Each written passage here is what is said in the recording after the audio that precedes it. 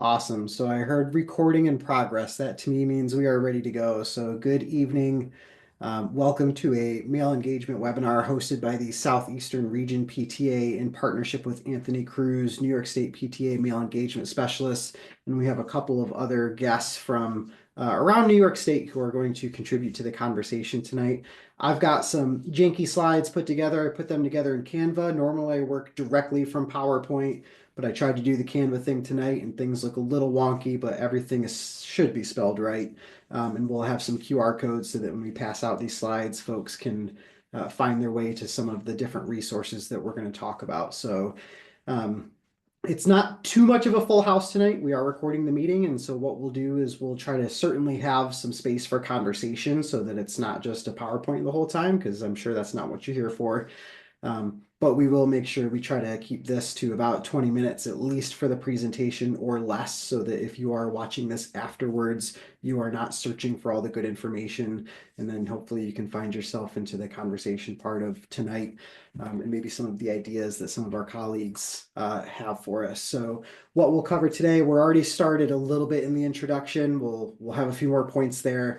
We're going to talk pretty much broadly in about three different categories. And there's some overlap between these two, so they really segue nicely into each other. You're probably not even going to hardly realize that we moved on to the next section, which is kind of cool from a presenter's point of view. But we'll talk about recruiting male members. We'll spend a few minutes there. We'll take a couple minutes to talk about some resources and strategies. And then as we kind of navigate that resources and strategies conversation, we will kind of talk about overcoming that stigma around male involvement in PTA. So that's an overview of what we're covering tonight. So again, my name is Ryan Zeno here in Norwich, New York in the Southeastern region. Anthony Cruz is on the line. I didn't tell Anthony that I ripped this picture from his LinkedIn. I think he has an updated one for his email, so hopefully he doesn't send me a nastygram after our presentation tonight. I see we've got Jose, and we might have Matt David join us here as well. And then I don't think Micah was able to make it tonight, but he was certainly enthusiastic about this topic. Anthony, do you just want to give maybe a 20-second introduction? I kind of already said your title and who you are, but if you want to elaborate on anything, feel free to take a second here. Sure. Thanks so much, Ryan, for having me. And I'm very glad and excited to be here. I know it is a small group, but even with small groups, there's always a hope for a positive ripple effect. So even though we're only a few folks on the call tonight, sharing this call with others once the recording goes live and folks that watch it afterwards, so just the message as it spreads, I know it'll make a positive impact for male engagement around the state. So yeah, just to reintroduce myself, I'm Anthony. I'm New York State PTA's male engagement specialist. This is my second year serving in that role. And yeah, I'm just really excited to be here and to talk through some of the positives of male engagement and the challenges that that brings and how we can work together to make it happen. Thanks, Ryan. Yeah, great. Jose, did you want to take a few seconds to introduce yourself, where you're at, and kind of your role in PTA? Sure. Um, Good evening, everyone. My name is Jose Paulino. I'm a retired assistant principal from New York City Public Schools, and I'm former president of the PTA at Shore Avenue in Valley Stream. Recently, I took the position as male engagement specialist for Nassau Region. Um, I'm looking forward to this webinar and also getting new ideas. Like I said, I've been doing it for a few months now. So I'm looking forward to everyone's feedback and the presentation. Awesome. Thank you, Jose. Matt, I know we had some background noise earlier. I'll give you a second here if you think you're in a space to introduce yourself. After a few seconds, if we don't hear from you, no worries, we can push on, but I'll pause here for a second.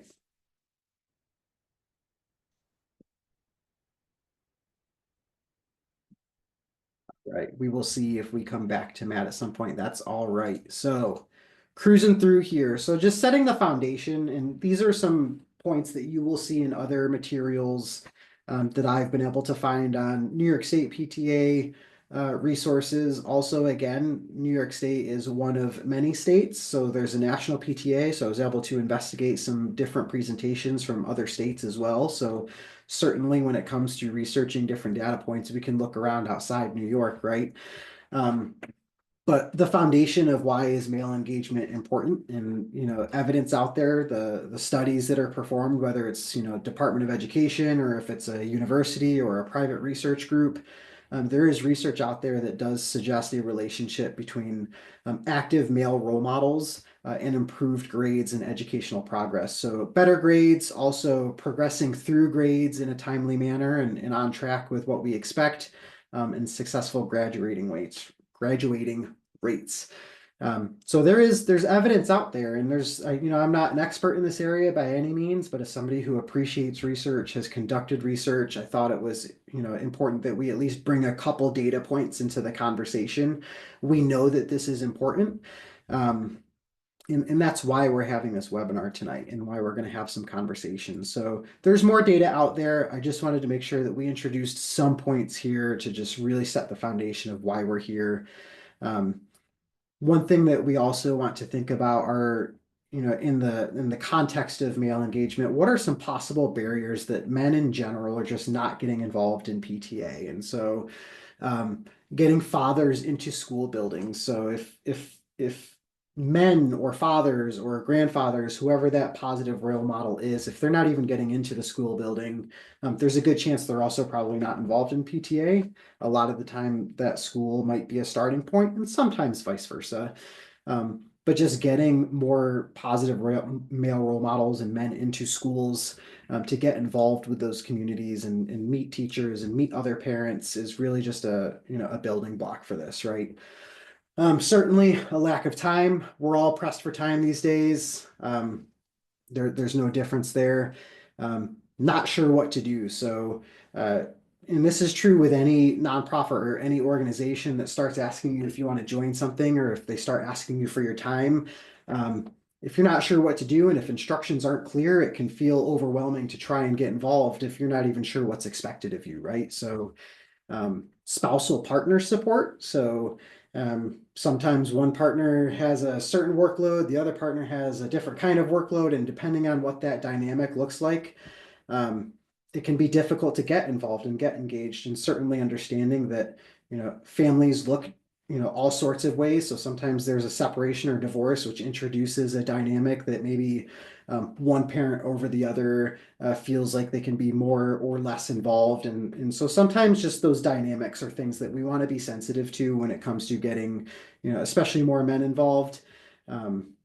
Something to be aware of is just how family dynamics kind of work in different households. Awareness of what PTA does. So the mission statement is one thing. It's one thing to know the mission of PTA, but what does that really mean in practice? What do you talk about during the monthly meetings?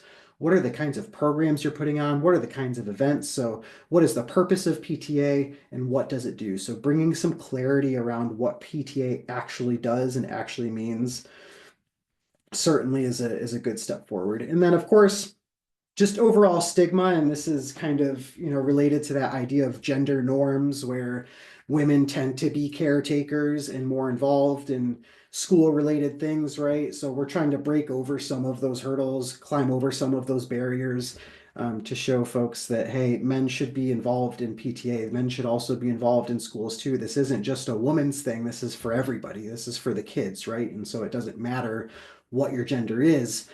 We want to see you involved.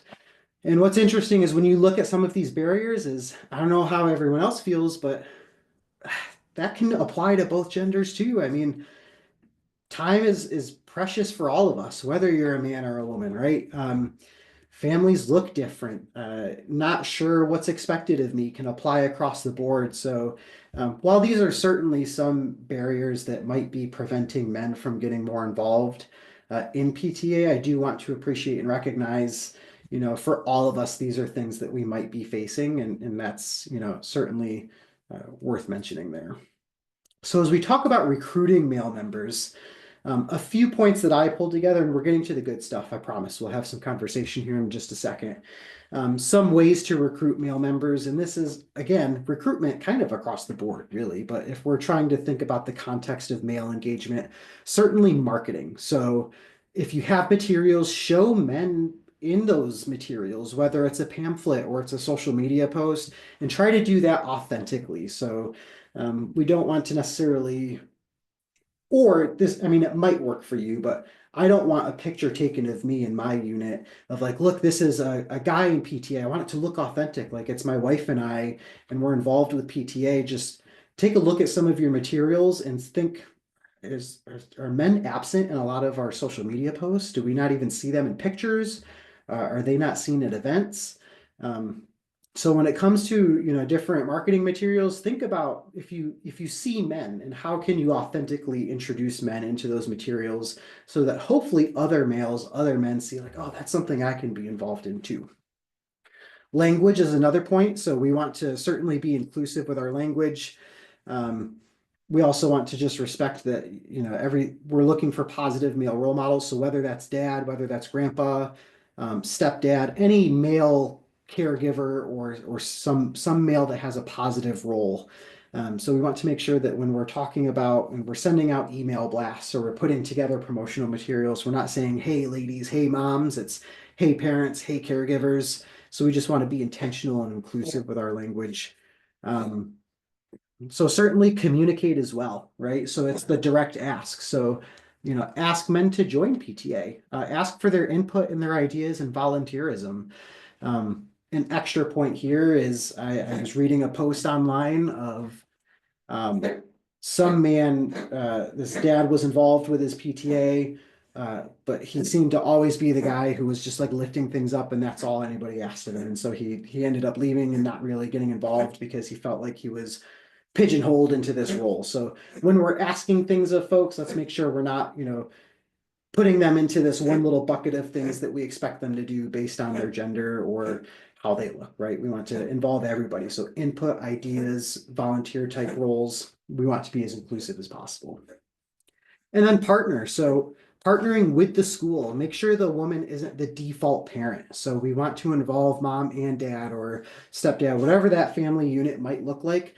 We want to make sure that we're involving both folks and we're not excluding men by default, right? Because then that's going to push them away from PTA. So both as a PTA and also partner with your school to see if that might be happening totally by accident. It's stuff that we don't even catch sometimes, and it's okay as long as we can go look for it and try to correct it, right? And then, of course, explore. So there are so many different resources out there. A lot of the points that I was able to pull together tonight was from New York State PTA. It was from National PTA. I think I found some supporting points from North Carolina PTA, right? So there's tons of stuff out there. And just as I kind of, we'll get these slides out so you can grab those QR codes. You can go find these documents. So just other state PTAs aim. So our insurance folks, right? They even have like this blog post out there on their website that talks about getting more men and more males involved in PTA and how that's good for your unit. So you can also look outside of PTA as well. Okay, that was a ton of talking. We're getting to the good stuff now. So we're going to open it up. We've got Jose, we've got Anthony, we might have Matt here in a few seconds. But let's talk strategy and what has worked for you. So I'd really like to hear, from Jose and Anthony, of course, too, some of the stuff that we've talked about back on the screen again. But what are some ideas, some tactics that maybe you've employed that you have seen make a tangible, positive impact when it comes to engaging more men in PTA? And Jose, I think you had a couple ideas, or maybe I'm misremembering, but happy to hear from you. Sure. Well, again, thank you and welcome. I'm so glad we're having this because even throughout the year, you're trying to you know do the role as male engagement specialist, and you're constantly looking for more and more ideas. Okay, how am I going to get more of my dads or more of my males into the school? And from what I've done from the beginning of the year, I've kind of had ideas from when I was an assistant principal. Um, I the New York City Public School used to have a program called Dads Bring Their Kids to School Day. For the beginning of the year, bring your child to school. And I piggybacked on that. I took that, and as the dads came in, they would bring their children, and I would ask them, along with my parent coordinator, to come into the auditorium. And as they went into the auditorium, I gathered them, welcomed them, and then I said, "Dads, I'd like to introduce you to our school, to our staff, who we are." And I took them to the different classrooms. The kids loved it because they saw their dads in their classes. And then after that, we would have a little breakfast, come back into the auditorium, and said, "And I don't want to end this here. I would like to, from here on in, have this communication with all of you." And I'd like us to start a relationship between our dads here in the school. So every month I would have a meeting in which we would have dads come in. And of course, the group got smaller. However, I had my core, and we would have cooking workshops. We would have the community members come in. We once had the Brooklyn DA come in. We had the one of the well, we had the police department come in, their community affairs people. So we constantly had something there. Plus, along with that, we would have activities for the kids in which the kids would do an arts and craft program, or if it was an adult conversation or an adult workshop, we would have the kids in another side of the room, and then they would come in later on and present their work. But then I'd have that time with the dads as well. So this happened for about 3 years, and it came out on the union newspaper and everything. It wasn't part of the PTA, however, it was a nice part of our activity or our events here in our school in Bushwick. So when I retired, I took my girls here to Valley Stream, and I spoke to one of the teachers and the principal, and I said, I'd like to have dads come in. And it kept on, we kept on the communication about it, seeing how we're going to do it. And then they asked me to become PTA president because they heard that I was an assistant principal. They felt, oh, that's a good transition. So I went to become the PTA president. And as PTA president, I also went to one of Anthony's workshops, one of our conferences, and I spoke about what I did with my school, and people liked it. People enjoyed it. So the word got around, and then Nassau Region asked me to become the male engagement specialist. Uh, and it was a new role for them. It was, a role that they were opening up, and I was, I was glad. I was excited about that because that's something, like I said, I did before, and I wanted to continue doing that as well. So I did it at I started at Shul, and I started trying to get the fathers together. I said, how am I going to do this? So but I realized, as well as PTA, as you were saying, sometimes they feel there's a certain stigma, and trying to get them out of that, trying to get them into kind of thing there that we could communicate more. So I started a dad's group at the school, and along with the dad's group, I would bring information about the PTA, but I would also talk about other resources that we have. And I started bringing in guest speakers, such as assembly people from the community. I'm going to have a person from our counseling center talk about social emotional issues, and we would have our group then. So my group would come in, and we would have like 12 people, and then month by month, sometimes we'd have the same 12, or we'd have a different 12 with some of the guys from before, or like a core group, like I said. But we'd build on that, and we'd have different discussions. And then I also joined another father's dad's group from another school, from a high school in Elmont, and they had their dad's group. I joined their meetings, and it was a whole different kind of meeting. They had the PTSA, but their meetings were more. I found them to be more deep because they would talk more about their family and how and their feelings. and it was like I said, it was getting deep, and I was like, this is kind of different from what I'm doing, but maybe somehow we could collaborate in a way. Um, so I haven't started doing that yet, but we did recently have a bowling night. We collaborated with them and had a bowling night, so we tried that recently, and not many dads came out. But what I find is you have to be patient with a lot of the stuff. You know, a lot of the stuff that you put out there, you can't just give up. You have to continue because there are dads do want to be part of that. Dads do want to participate.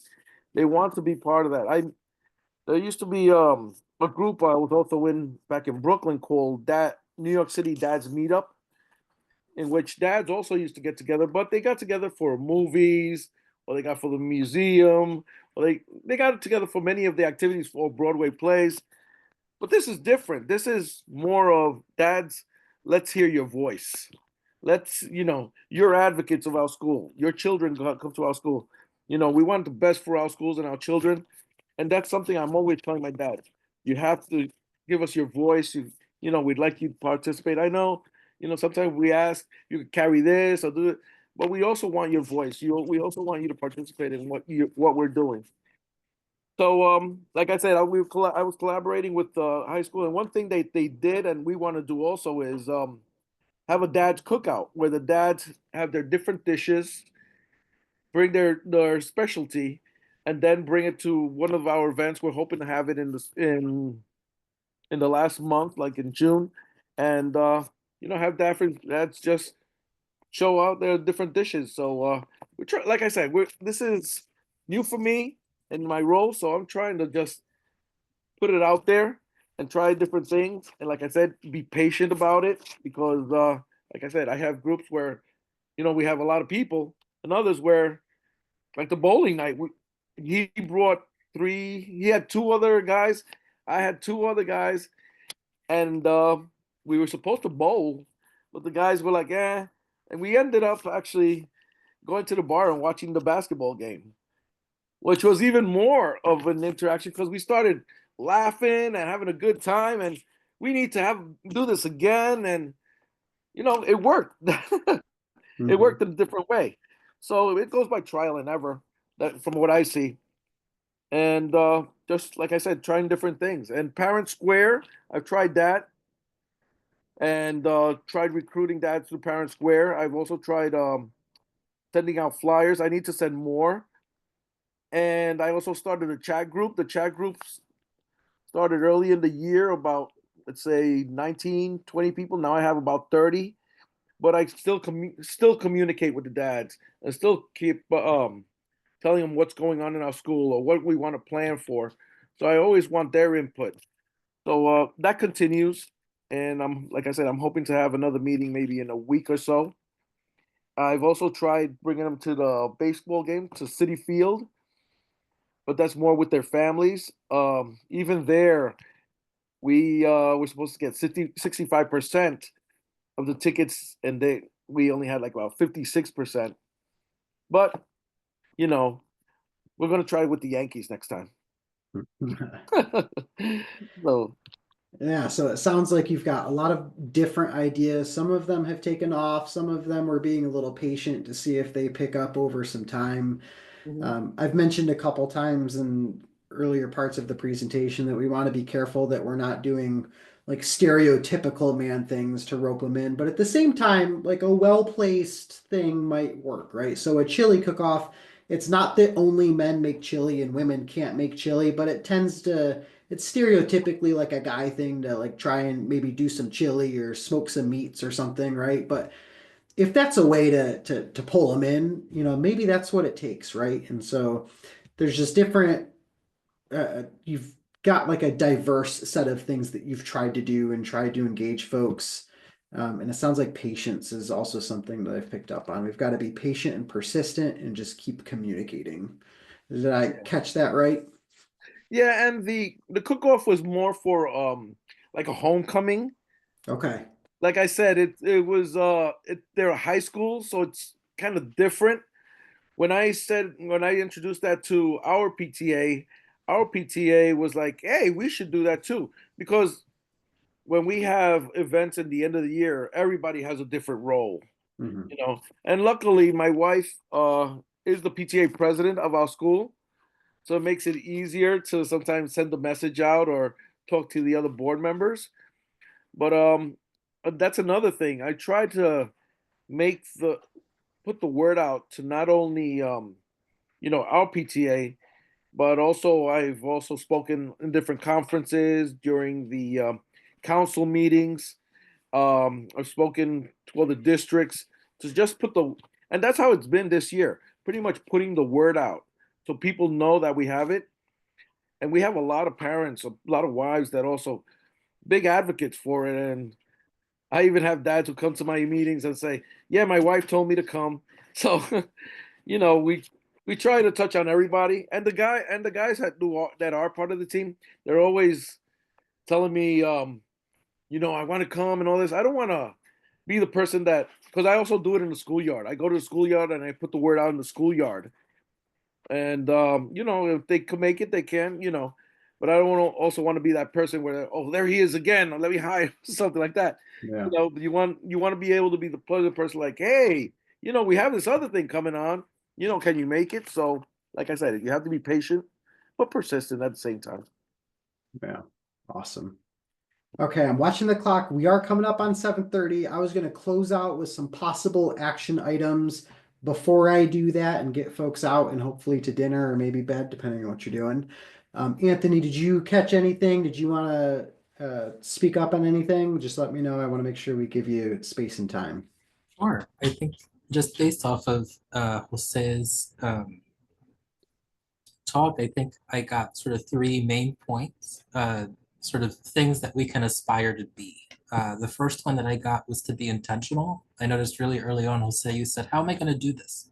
Asking yourself that question, where it's not just, you know, I want to engage more men and sort of let it hang free and see what happens. It requires a level of intentionality and asking yourself and making that a goal that you do want to engage more men and trying to see what ways you can figure out to make that work. And the second one is to be welcoming.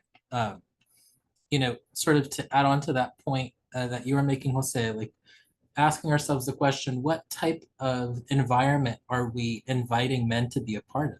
Is it, as of right now, seemingly a women only space? Or is it a space where there's not things that are designed to bring dads and men of all kinds into PTA? So you want to be as welcoming as possible. And then the last thing I know, like to be patient and to be adaptable. Not every I like how you said, some months it would be 12 guys and some months it would be a different set of 12 guys, or, some months it might be six, but whatever level of contributions the men that do come are able to contribute should be valued and should be celebrated. So that way it encourages them to come back and to continue spreading the word about the good things that a PTA can do if we do get men to bring to the table. Yeah, those were the main three things that I got. All right. Well, I appreciate it. We will transition into our closing. We are over 7:30. I know we got a couple minutes late start, but we'll get folks on the way. And I think I've got a few ideas. And Jose and Anthony, if you think of anything different or want to elaborate on one of these points, please feel free to jump in before we take off. But if I was in a unit or a region or some sort of position and I wanted to take some positive steps in the right direction, what are some things that I might do in the next 30 or so days? It doesn't have to be that exact 30. We're shooting for 30, maybe a couple months. Conduct a current state assessment of male engagement in your unit, whatever that might look like. See how many men you have involved, and then you can kind of plan on how much you want to see that grow and make some reasonable, achievable metrics, right? Take a look at your communications, look at your branding, see if it's only ever women in pictures, if you're maybe using a language that is, terms that are excluding men and you're just doing it by accident. It might happen and that's okay. Let's find it and let's fix it. That's all. And then see if you can identify 3 to 5 male leaders to help champion some of these efforts. And again, this is PTA, right? So it can be a parent, it can be a teacher, a social worker, a student, or a community member. But see if you can find a few champions out there to help kind of spearhead this cause, right?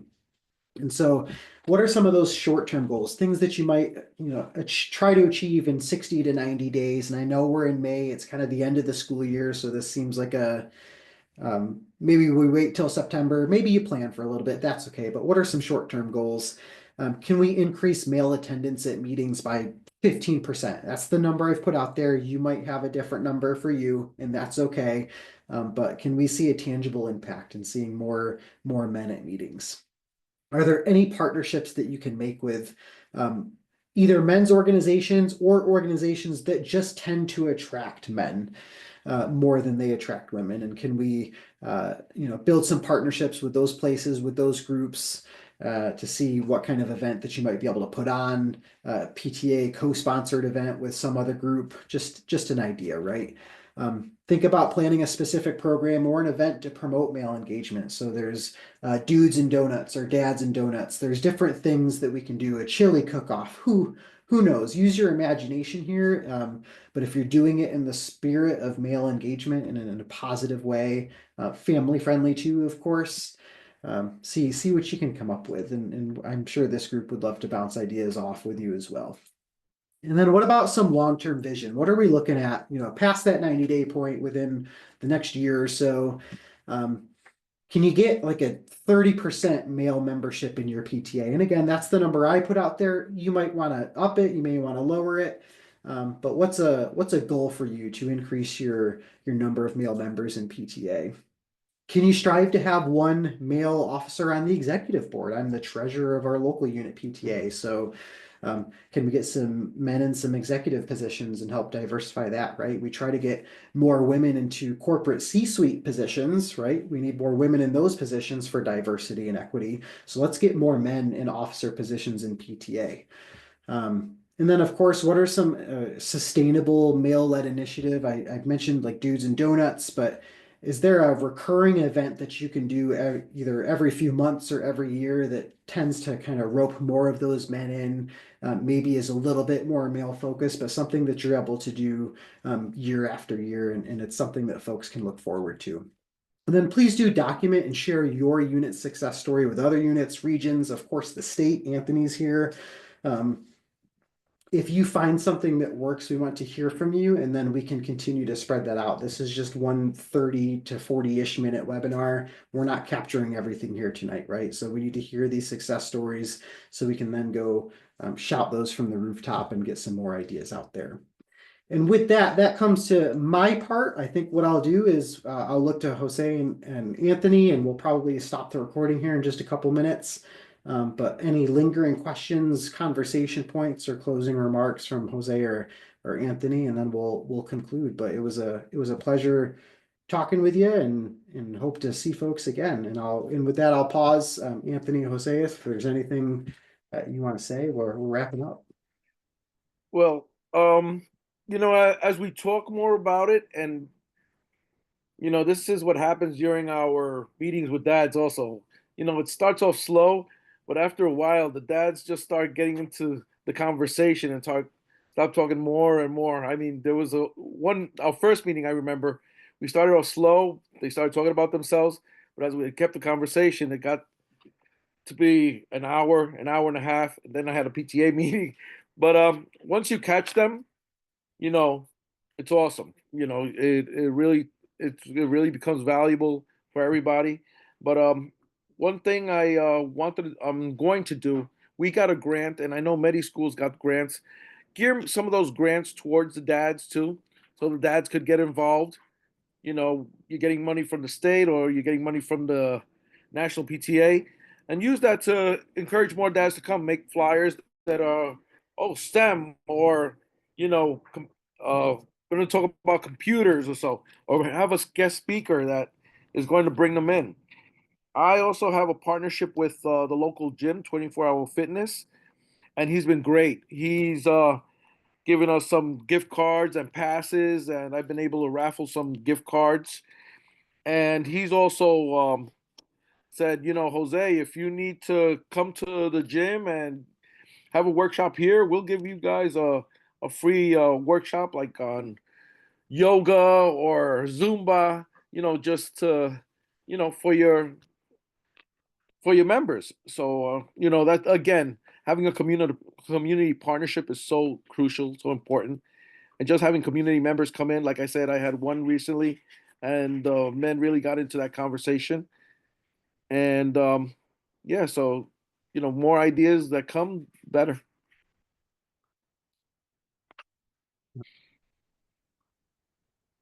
Okay. I And think also join also with I said the community, also partner with as many teachers as you can too. So a lot of the I remember the teacher I was going to partner with, he left to another school, but I'm trying to get back in touch with him because like I said, he was also going to encourage more of the staff to come and participate as well. All right. awesome. Sustainable relationships. Yeah. So that's great. Okay. Well, thanks again. I think, Val, we're probably in a good spot. I think we can probably stop that recording.